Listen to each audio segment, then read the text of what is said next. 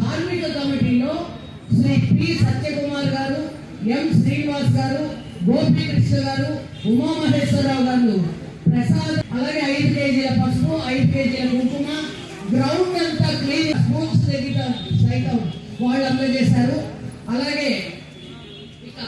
సంతు events గారు వాళ్ళంతా light